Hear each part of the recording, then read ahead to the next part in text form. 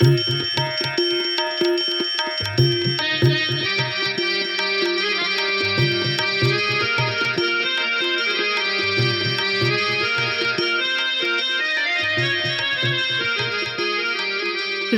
शैक्षिक अनुसंधान और प्रशिक्षण परिषद के केंद्रीय शैक्षिक प्रौद्योगिकी संस्थान द्वारा प्रस्तुत है एनसीईआरटी द्वारा प्रकाशित पुस्तक गांधी जी के आश्रम में पर आधारित ध्वनि कार्यक्रमों की श्रृंखला। इस श्रृंखला में लीजिए प्रस्तुत है आज का कार्यक्रम। शीर्षक है प्रार्थना।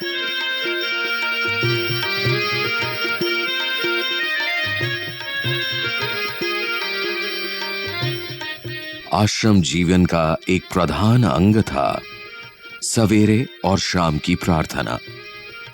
यह प्रार्थना बराबर आधे घंटे से 1.5 घंटे तक चलती। सवेरे आधा घंटा, शाम को 1 से 1.5-2 घंटा।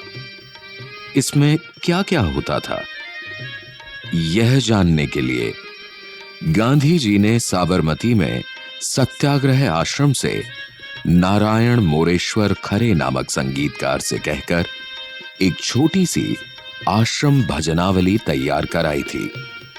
उसकी भूमिका में लिखा गया था, श्रुति कहती है कि ईश्वर एक है, किंतु भक्त लोग अपनी चित्त वृत्ति के अनुसार अलग अलग नाम रूप से उसकी उपासना करते हैं।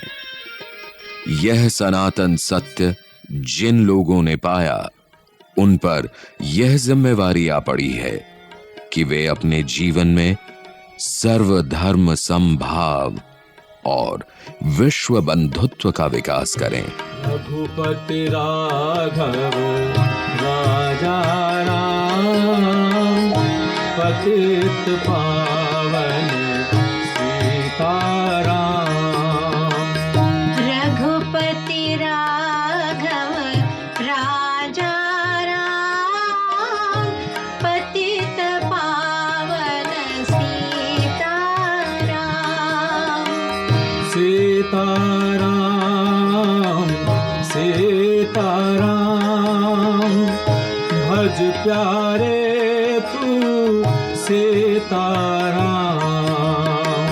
सीताराम सीताराम, भज प्यारे तू सीताराम। ईश्वर अल्लाह तेरो नाम, सबको सन्मति दे भगवान। ईश्वर अल्लाह तेरो नाम, सबको सन्मति दे भगवान। रघुपति राघव। विधर्म के तत्व का पालन करते हुए हमारे आश्रम ने सब धर्मों और पंथों के प्रति आदर रखने का व्रत लिया है। उसके अनुसार आश्रम में उभय संध्या काल को जो उपासना या प्रार्थना की जाती है, उसका यह संग्रह है। इस छोटे से भजन संग्रह का इतिहास है। जब गांधी जी दक्षिण अफ्रीका में थे और उन्होंने सामुदायिक जीवन आरंभ किया, नित्य शाम को प्रार्थना होती थी। उसका संग्रह नीति नाकाव्यो नाम से छापा गया। साथ साथ गीता के स्थित प्रज्ञ के लक्षण भी गाए जाते थे।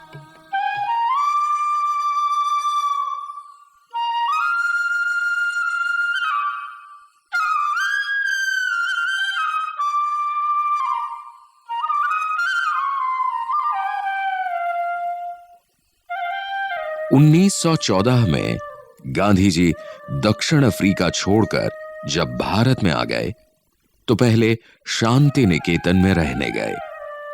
वहां रविंद्रनाथ ठाकुर के रचे सुंदर गीत शामिल हो गए। जब काका कालेलकर आश्रम में आए तो मराठी संतों के पद उसमें जुड़ गए। श्रीमद रामचंद्र एक जैन आशु कवि थे जो गांधी जी के बाल जीवन के मित्र थे। उनके विचारों से गांधी जी बहुत प्रभावित हुए। उनके लिखे कुछ गुजराती भजन आ गए। पंडित खरे जब आश्रम में आए तो हिंदुस्तानी संगीत की वृद्धि हुई। राम धुन भी उसमें जोड़ दी गई। धीरे धीरे विनोबा की सलाह, आश्रम में आने वाले अलग अलग धर्मों और भाषाओं के लोगों की रुचि और सुविधा के हिसाब से आश्रम भजनावली में कई पद जुड़ते चले गए।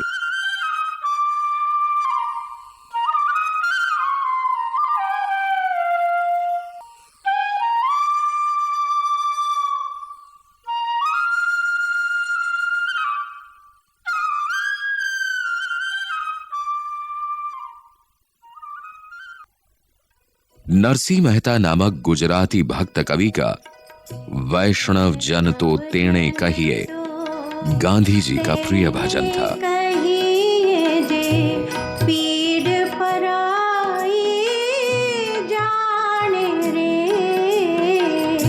वैष्णव जन तो तेने कहिए जे पीड़ पराई जाने रे, पर दुखे उपकार करे तो ये, पर दुखे उपकार करे तो ये, मन अभिमान नाने रे, वैष्णव जन तो तेने कहिए।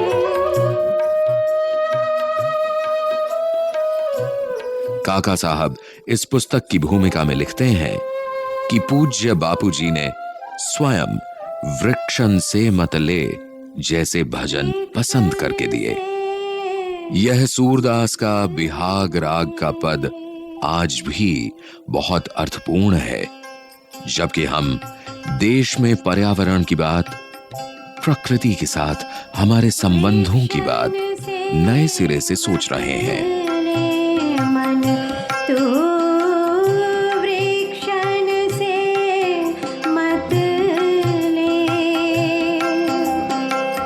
काटेवा को क्रोध न करही, काटेवा को क्रोध न करही, सिंचत न करही नेह, वृक्षन से मत ले मन तू वृक्षन से मत ले। वृक्षन से मत ले मन तू वृक्षन से मत ले, काटे वाको क्रोध न करही, संशत न करही ने, धूप सहित अपने सिर ऊपर और को छाह करेत, जो वाही को पत्थर चलावे ताही को फल देत। धन्य धन्य ये परोपकारी, वृथा मनुज की देह, सूरदास प्रभु कहें लगी बरिनो, हर जन की मत ले। पत्थर चलावे जो वाही को, पत्थर चलावे ताही को फल देत, वृक्षन से मत ले मन तू वृक्षन से मत ले। इसका अर्थ है हमें पेड़ों से मति या बुद्धि लेनी चाहिए। जो उनको काटते हैं, सींचते नहीं हैं, उनसे भी वे क्रोध नहीं करते, प्रेम ही करते हैं।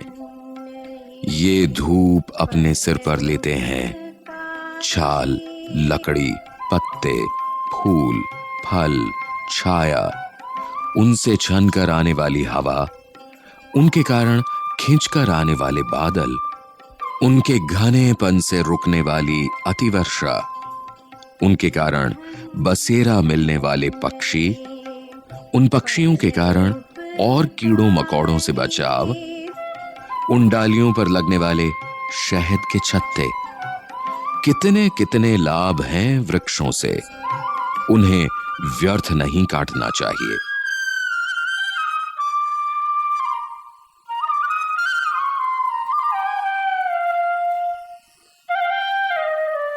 इस आश्रम भजनावली को हम एक साहसिक भंडार समझ सकते हैं। भजनों में इतनी भाषाओं से भजन इस पुस्तिका में है।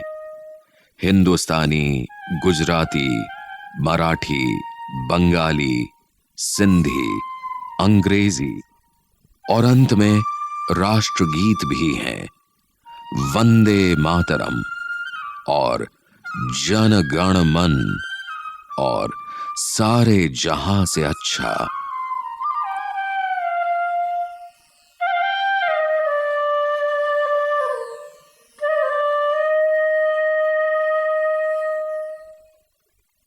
इन भजनों और पदों में इन सब भक्तों और संत कवियों की रचनाएं हैं।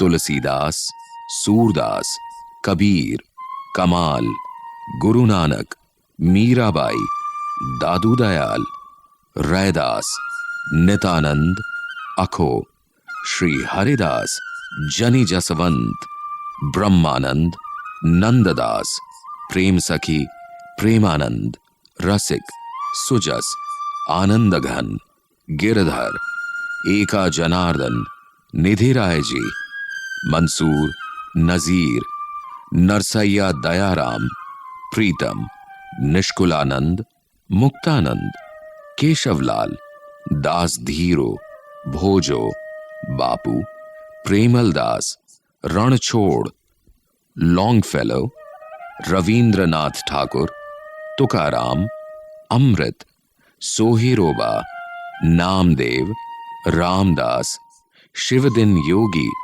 कृष्णसुत।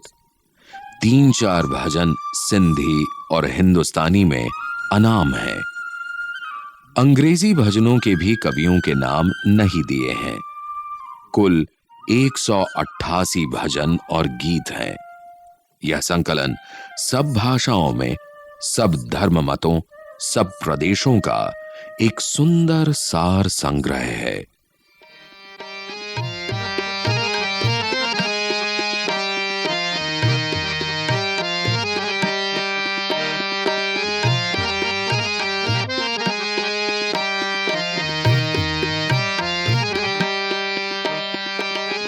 इस तरह का एक संकलन सब भाषाओं और प्रदेशों के उत्तम गीतों का हमारी शिक्षा की नई नीति में प्रार्थना का अंश बनाकर हमें गांधी जी से प्रेरणा लेकर शिक्षालयों में प्रयुक्त करना चाहिए। वैसे कॉन्वेंट स्कूलों में ईसाई प्रार्थनाएं होती ही हैं। दयानंद आर्य वैदिक शालाओं में वेद मंत्र आधारभूत माने जाते हैं। मुस्लिम, सिख, पारसी, जैन शालाओं में उन धर्मों के पवित्र ग्रंथों से अंश मदरसों और गुरुकुलों में अनिवार्य रूप से पढ़वाए जाते ही हैं। कोशिश यह होनी चाहिए कि इन सब का मधु संचय सरस भाषा में हमारे बालकों और किशोरों तक पहुंचे। गांधी जी के राष्ट्रीय आंदोलन में जो लाखों लोग जेलों में गए, उनमें देवनागरी पढ़ सकने वालों के लिए यह छोटी सी पुस्तक एक तरह के नित्य पाठ का, बाइबल या कुरान का काम करती रही। बहुत बड़ी प्रेरणा स्रोत बनी।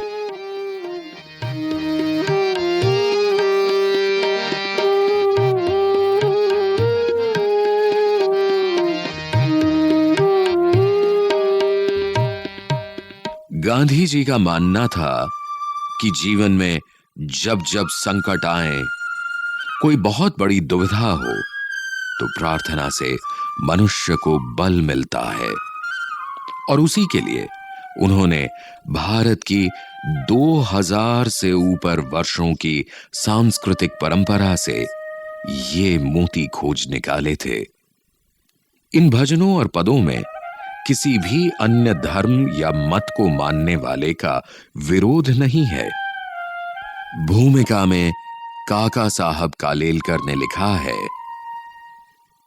इस भजन संग्रह में आश्रम जीवन का ही यथार्थ प्रतिबिंबित है। आश्रम जीवन जैसे जैसे समृद्ध होता गया, वैसे वैसे यह भजन संग्रह बढ़ता गया।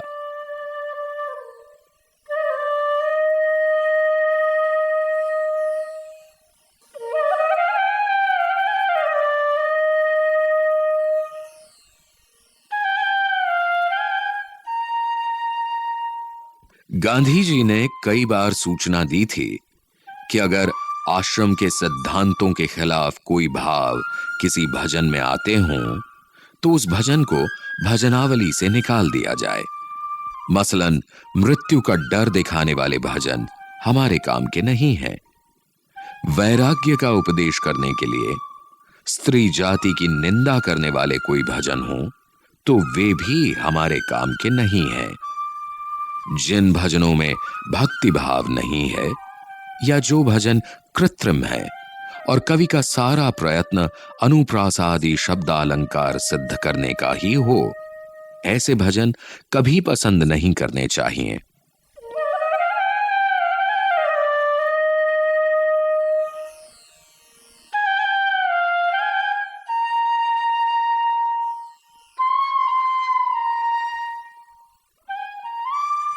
गांधी जी ने कहा, हमारा आश्रम किसी एक धर्म का नहीं है, सब धर्मों का है। सबकी सहूलियत जिसमें अधिक हो वैसा ही वायुमंडल हमें रखना चाहिए। सर्वधर्म समभाव का वही अर्थ है।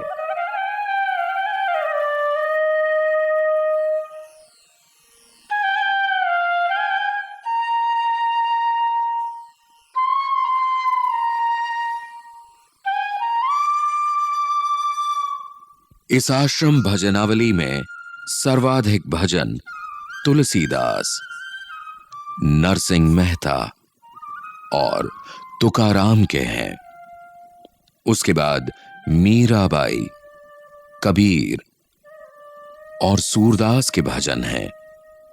मैंने हिंदी के कई कविता संकलन पढ़े हैं, पर जितना अच्छा और प्रेरणादायक यह संग्रह मुझे लगा, दूसरा कोई नहीं मिल पाया।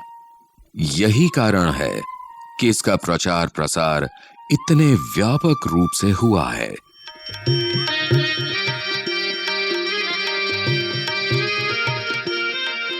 प्रार्थना। अभी आप सुन रहे थे ये कार्यक्रम।